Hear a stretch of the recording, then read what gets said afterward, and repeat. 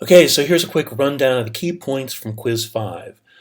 Who are the Sophists? Okay, well, the basic answers of Sophists are teachers in various forms of art and rhetoric, but the context for this is that the Sophists teach the ability to argue regardless of truth and morality.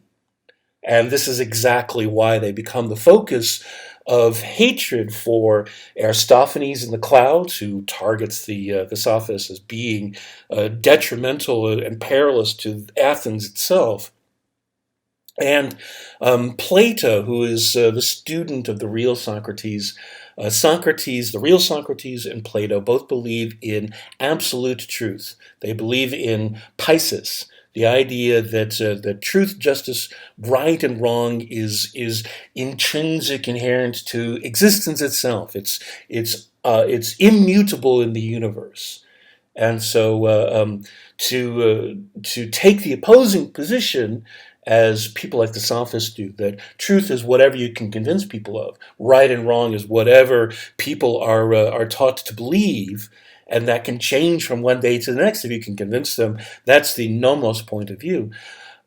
People like Plato, who believe in absolute truth, would see those who champion the ability to argue any position as being dangerous, immoral, even monstrous in terms of the survival of Athens. A lot of things can be said about Solon, but the key thing to be saying about Solon is that he shifts Athenian agency so that it is geared toward wealth and not blood. Now, that sounds like it still places things in the hands of the few, but with wealth, you have the opportunity for mobility.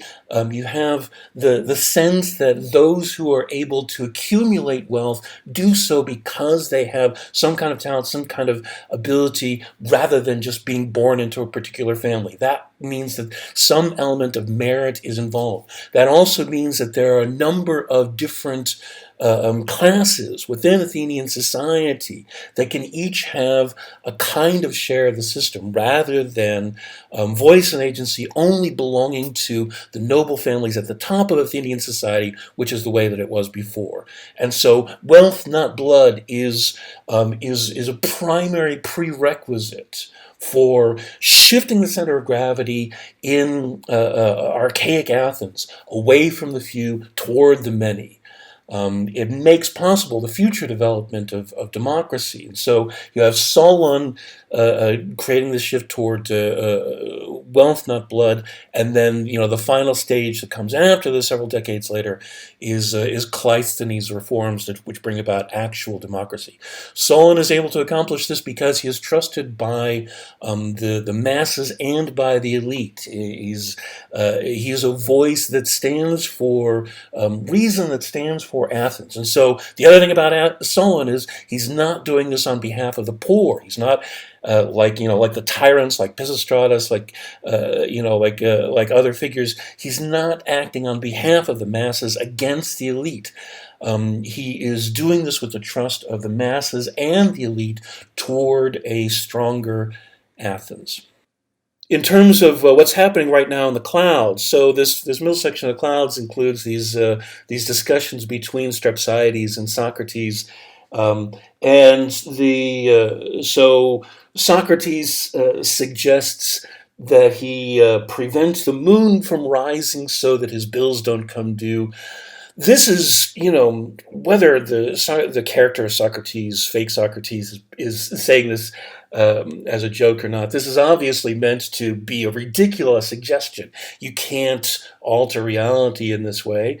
And this is meant to make the positions of the fake Socrates and the Sophists ridiculous. This is meant this is also if the character of Socrates is also making fun of Strepsiades here for being so clueless. Strepsiades' suggestion is that he hang himself, and that way his creditors can't come and collect debt from him. This kind of defeats the purpose. It would literally prevent him from having to pay the bills, but This is immense obtuseness on Strepsiades' part, and the again, so this is underlying the fact that Strepsiades, who is this ordinary everyman, who's pulled this way and that, who's twisted by people that are smarter than him. This is saying the Athenian populace is being subjected to the claws and talons of people that are using their cleverness to gain power and to twist the Athenians. Strepsiades is representing the vulnerability of ordinary Athenians to these people that are too clever, who are trying to create new knowledge and inflict it on Athens, rather than Athenians being beholden to the gods and to tradition, the things that had made Athens great. And the danger of that is so immense that between one generation and the next, the Athenians become morally rudderless. This is the difference between Strepsiades, the father, who is merely twisted around, and Phidippides, the son, who is completely without moral compass. The multiple choice question, the answer to this is the Thucydides. Thucydides is an historian. All of those other ones are real dramas and comedies. Finally, what would you say are some of the disadvantages of radical democracy as practiced in Athens? By radical democracy, I mean pure democracy in which the people themselves have complete power. And this is something that is only true in classical Athens. It happens nowhere else in the world, in history, where you have this complete, pure, radical form in which all the power is given to the people. And the test of this is, the test of democracy, the real test of democracy is that all decisions are made by the people, including the agenda that's placed before them.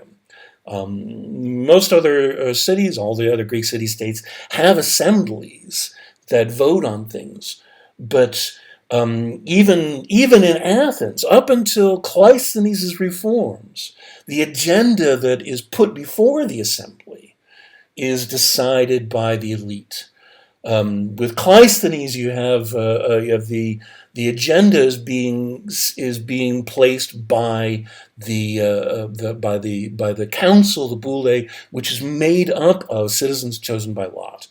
And so, instead of representatives of the noble families as it had been before, this means that the citizens of Athens are truly deciding things for themselves.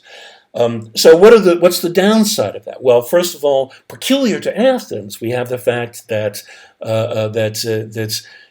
Athens is this massive polis because it incorporates all of Attica, and so there's this whole rural population that finds it very difficult to get into Athens and arrive on the Pnyx and be there for the assembly.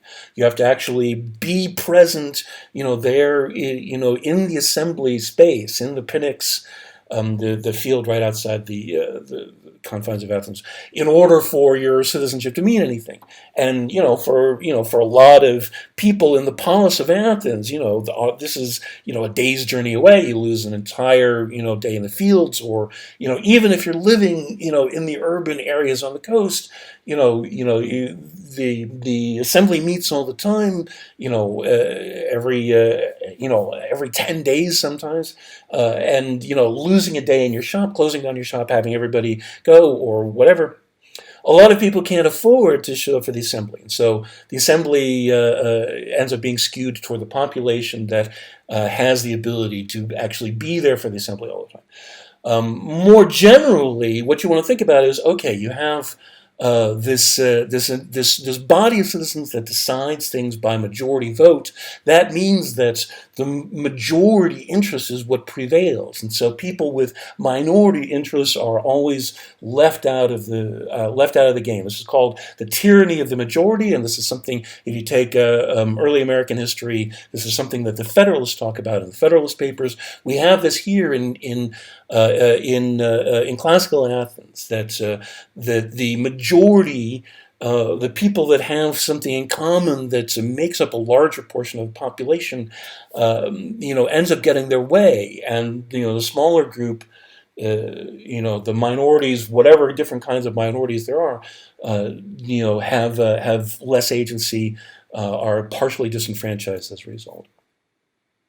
The other thing that you have to worry about is that you have blocks of people that are similar in size, that are hostile to each other, and this can create the inability of the government to move forward. This is faction, and we know about faction from our own times, but this is a direct consequence of majority rule.